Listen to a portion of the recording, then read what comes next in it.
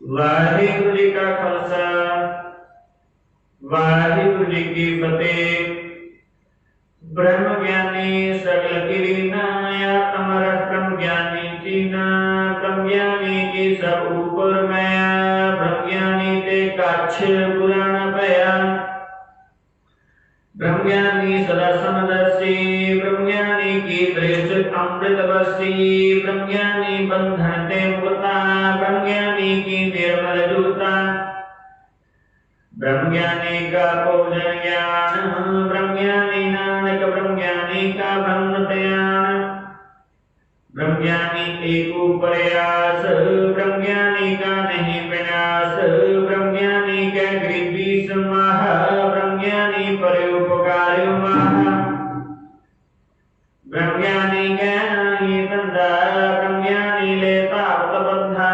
ब्रह्म ज्ञानी का सुफला ब्रह्म ज्ञानी सुफल पाला।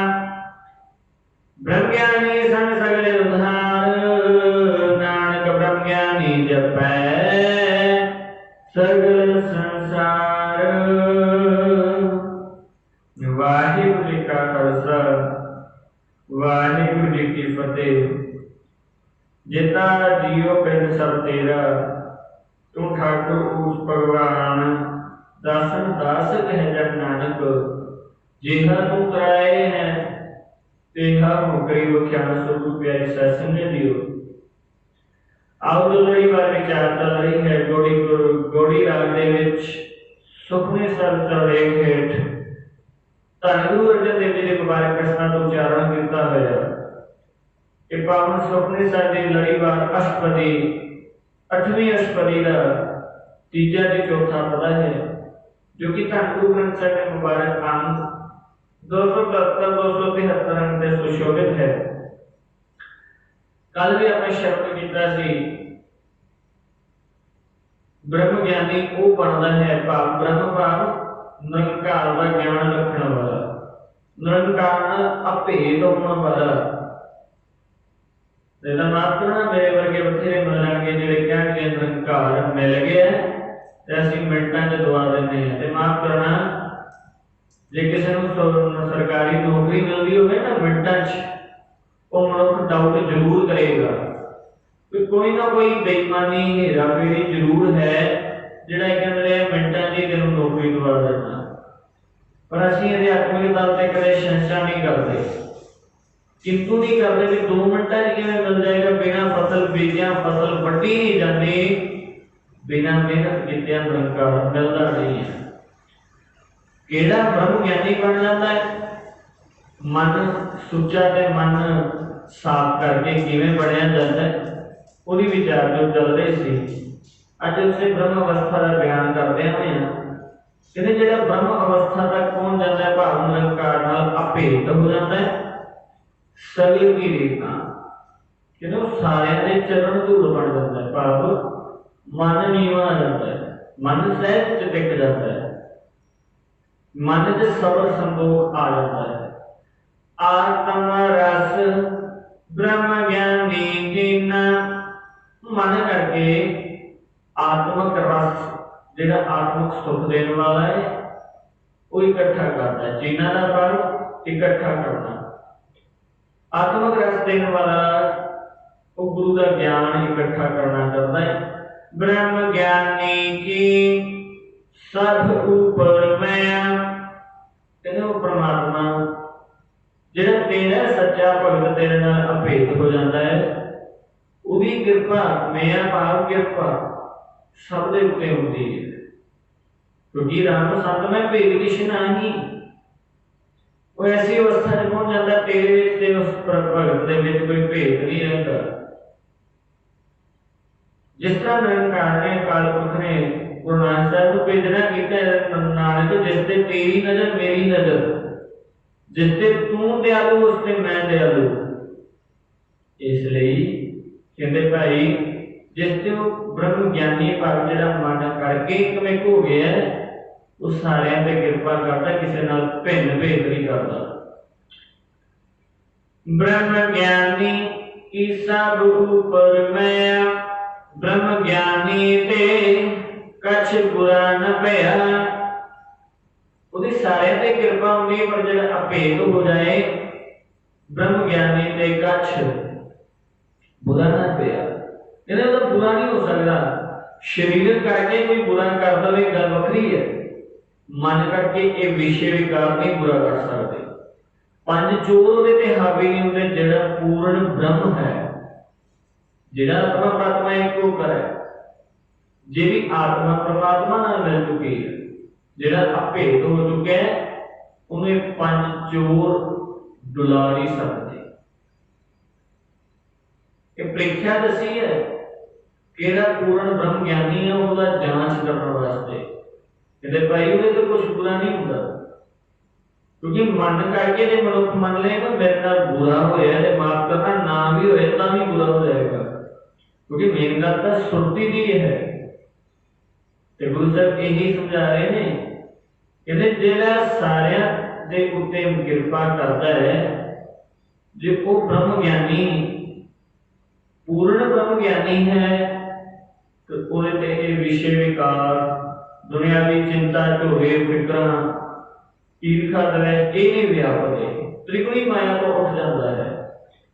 ਬ੍ਰਹਮ ਗਿਆਨੀ ਸਦਾ ਸਮਦਰਸ਼ੀ, ਉਹ ਭਗਤ ਸਦਾ ਸਮਦਰਸ਼ੀ ਸਾਰਿਆਂ ਨੂੰ ਇੱਕ ਸਮਾਨ ਤੱਕਦਾ ਹੈ, ਚਾਹੇ ਨੀਵਾਂ ਹੋਵੇ ਚਾਹੇ ਉੱਚਾ ਹੋਵੇ, ਚਾਹੇ अमीर हुए चाहे गरीब हुए, चाहे किसी भी धर्म तो रिलेट रखने वाला हो, किसी भी कास्ट तो रिलेट रखने वाला हो, सारे नाल इक्विटी नाल चलता है, भाव एक समान चलता है, सारे नूं एक नजर नाल तकना करता है।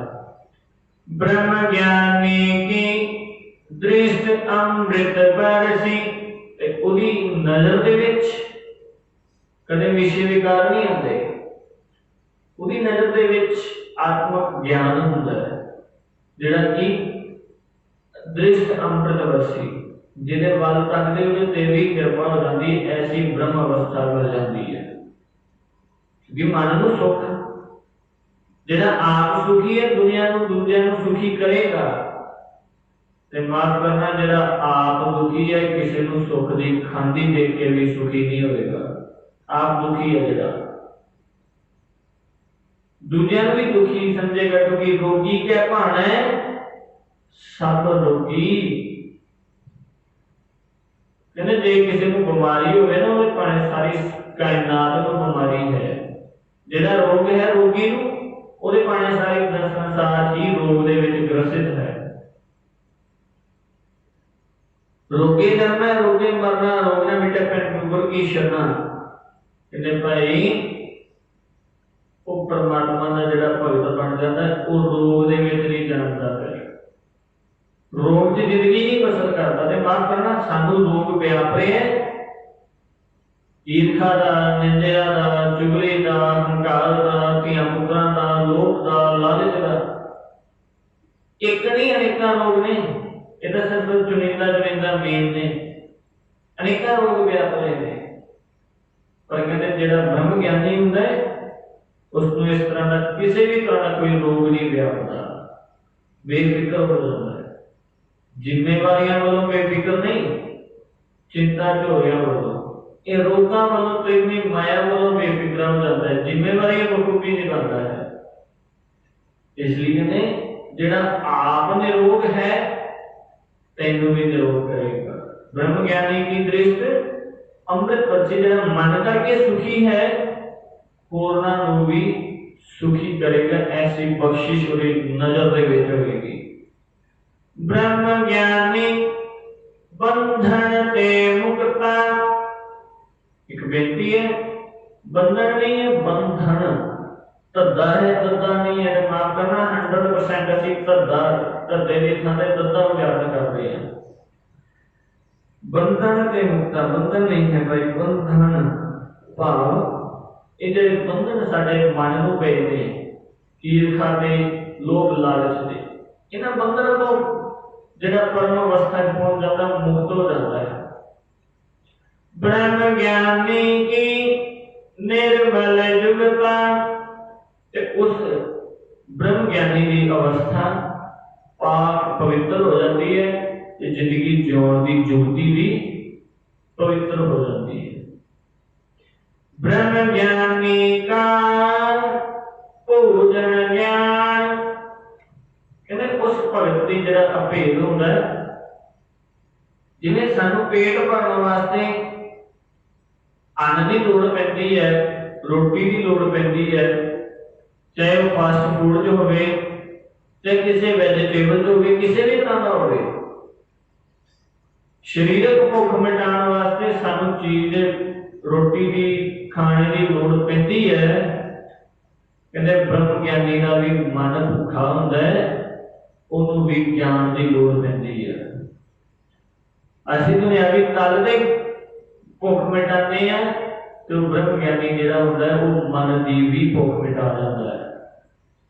सिर्फ तन की नहीं, मन की भी भुख मिटाता है, उसकी निशानी है।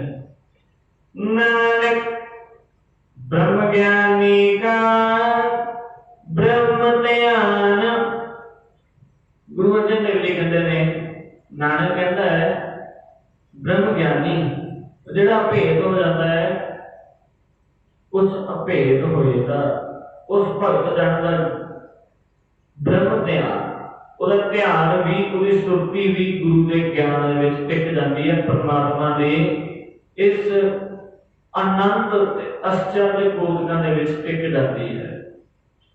साडी सुरती टिकी है, सवेरे उठ के क्या करना है, कल नूं की करना है ते माफ करना, असीं सारी उम्र इस दुविधा च लंघा दिंदे हां।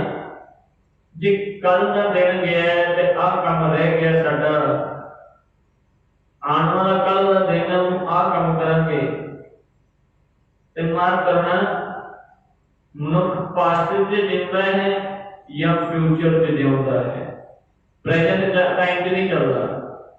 तो गुरु साहब कहते ब्रह्म ज्ञानी उही बन सकता है जिहड़ा प्रेजेंट को सुधार लेगा, क्योंकि प्रेजेंट के नाल पास्ट भी सुधर जाएगा तो फ्यूचर भी सुधर जाएगा, विद्या समा भी साफ हो जाएगा ते आने वाला समा भी सुखमय आनंदमय बन जाएगा। पर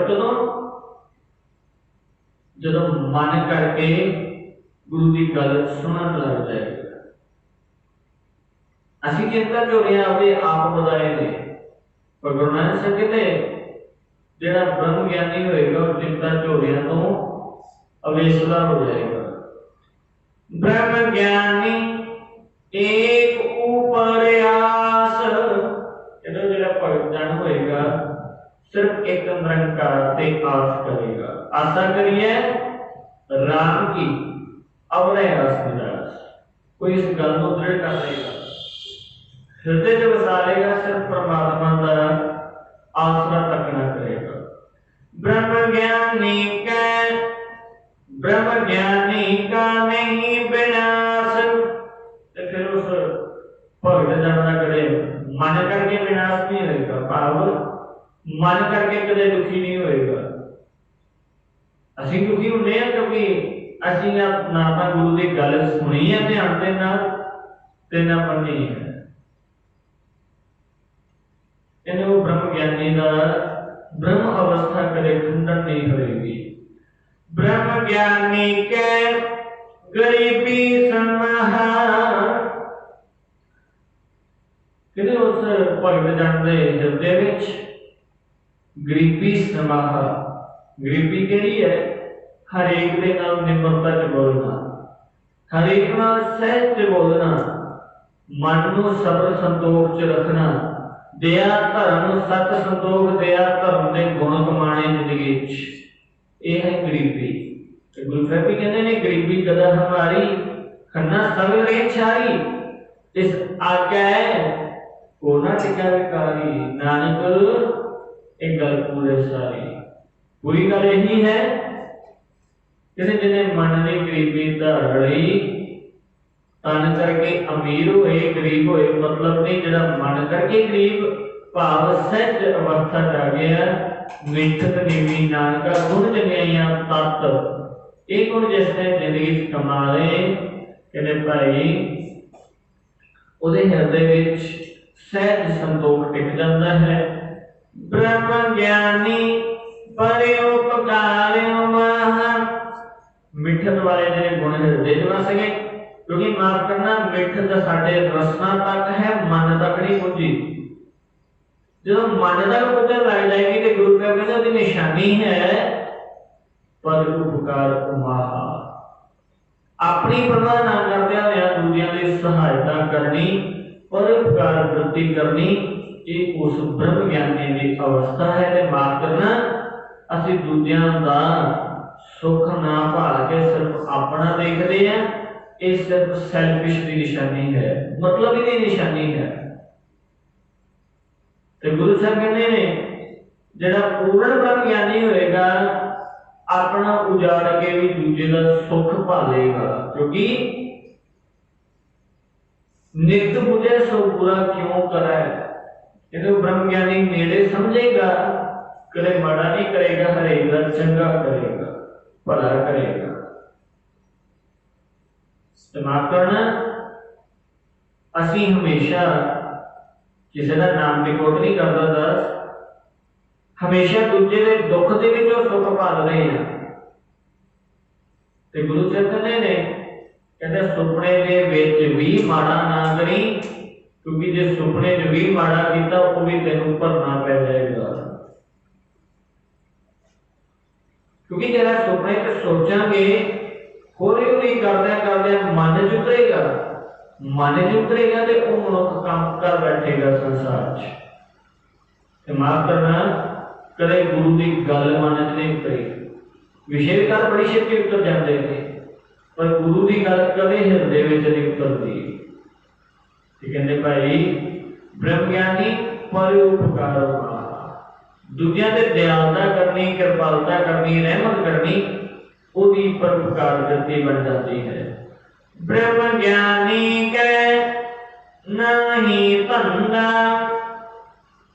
ते ओ भगत जानते होर उस वास्ते कोई धंधा नहीं होता। भाव वो किसी लोग वस करके काम नहीं करता, लालच वस होके काम नहीं करता, किसी गहरी ईर्खा वस होके काम नहीं करता। वो सिर्फ ते सिर्फ घाला खाए किसी हथों दे नानकरा पछाण से इसके अधीन काम करता है, काम करता है मेहनत, कहते हाथ के नाल वंडना भी करता है, दूसरों की सहायता भी करता है। कहते भाई दुनियावी होर कोई काम नहीं बच जाता। माफ करना साडे भी काम बहुत नहीं, असीं कदे किसी को बह के निंदा चुगली कर ली, कदे किसी को बैठ के निंदा चुगली कर ली, किसी को वध घट कह दिता, किसी को मंदा चंगा बोल देता। कहते ब्रह्म ज्ञानी को फालतू के धंधे नहीं होंगे, इस तरह के फालतू के काम नहीं होंगे। तो माफ करना साडा मन ही खचत ही इन्हां गल्लां च होया है। ब्रह्म ज्ञानी ले तावत बंधा, बंदा नहीं है बंधा, जे बंदा कह देता तो आदमी बन जाएगा, तो एक बंधा भाव बंधन, जिवें कह रही है ना जंजीरां, चिंता दी जंजीरां पा लैनियां, होर फिक्र पा लैनियां। कहते भाई ब्रह्म ज्ञानी ले धावत बंधा, अपने आप को विषय विकारां वालों दौड़न तो मन को बन लेना है, रोक लेना, ऐसा है ब्रह्म ज्ञानी। ब्रह्म ज्ञानी कै होए सो भला, ब्रह्म ज्ञानी कै होए सो भला। इस पंक्ति में दो गलतियां असीं जिहड़ियां करदे हां, इत्थे ब्रह्म ज्ञानी के नहीं है, कै होए सो नहीं है, सो। इसलिए गुरबाणी के अर्थ सरल हो जाते हैं जे सानू मुहार नहीं समझ आ जाए। कहते परमात्मा तेरे उस भगत जन वास्ते जो कुछ हुंदा है वो भला हुंदा है। क्योंकि माफ करना मां बाप कदे भी डांटदा है ना धी पुत नूं, मंदे करके नहीं डरदा, उहदे भले करके डांटदा है। कहते ब्रह्म ज्ञानी को यह समझ आ जाती है भी जे निरंकार ने कुछ किया है, उहदे पीछे किसी ना किसी का भला जरूर होएगा। ब्रह्म ज्ञानी क्या होए सो भला, जो कुछ होता है वो भले वास्ते होता है, उन्हें समझ आ जाती है। ब्रह्म ज्ञानी सुफल भला, कहते ब्रह्म भगत जन अपनी जिंदगी को सफला कर जाते हैं, प्रवान कर जाते हैं। ब्रह्म ज्ञानी संग सगल उधार, कहते परमात्मा जेड़ा तेरा जान बन जाता है, भाव तेरे नाल अभेद हो जाता है। संग सगल उधार, वो तेरे जेड़ा भी उहदे नाल जोड़दा है उहनूं भी तार लेंदा है, क्योंकि जिन्ने नाम ते आया गए मसक्कत काल नानक ते मुख उजले पूर कीती छुट्टी नाल। किन्ने ऐसे ने जेड़े तेरा नाम जपदे ने सिर्फ अपने कुटुंब नूं, अपने परिवार नूं, अपने साथ संबंधियां नूं, इत्थे तक कह लईए अपने एरिए नूं भी तार दिंदे ने, भला कर दिंदे ने। ब्रह्म ज्ञानी संग सगल उधार, कहने जेड़ा भी उस पूर्ण पुरख दे नाल जुड़दा है, उस मनुख दे नाल जुड़दा है, भगत जन नाल जुड़दा है, ओदा भी उधार हो जाता है। नानक ब्रह्म ज्ञानी जपै सगल संसार, कहते वो ऐसी वृत्ति वाला जड़ा होएगा ओदी वडियाई भी सारा संसार करेगा, सारा संसार उसको प्यारा करेगा। सो गुरु प्यारे साध संगत जीओ, यही गुरु का निशानी आज दस रहे ने। जेड़ा ब्रह्म ज्ञानी होएगा कदे मुख तो मंदा चंगा नहीं बोलेगा, कदे सुपने दे विच भी किसी का माड़ा नहीं तकेगा, ते लोभ लालच वस कोई काम नहीं करेगा।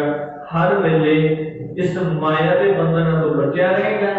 माया किसी भी रूप दे विच उस ब्रह्म ज्ञानी का ना सुख हो सकती, ना चैन कदे हराम कर सकेगी। सो गुरु प्यारे साध संगत जीओ, ये निशानियां ब्रह्म ज्ञानी दियां जेड़ा सहज वर्तन टिक गया है, ओहदियां निशानियां धन गुरु अर्जन देव जी ने बख्शिश कीतियां ने। सो गुरु प्यारे साध संगत जीओ दीयां बेनतियां करदा खिमा दा जातक जे कोई गल चंगी लगी होवे धन गुरु नानक साहब दे दरबार ते जाके के पल्ले बनना, अमल करना, जिंदगी च कमाना, वध घट बोलिया दास दा नाम चुकाते हुए सत संगत जीओ सीस करो अरदास, अगे तो कथा दी तैयारी करन दी जाच आ जावे। गज वज के फतेह दा जवाब फतेह दिओ जी। वाहिगुरू जी का खालसा, वाहिगुरू जी की फतेह।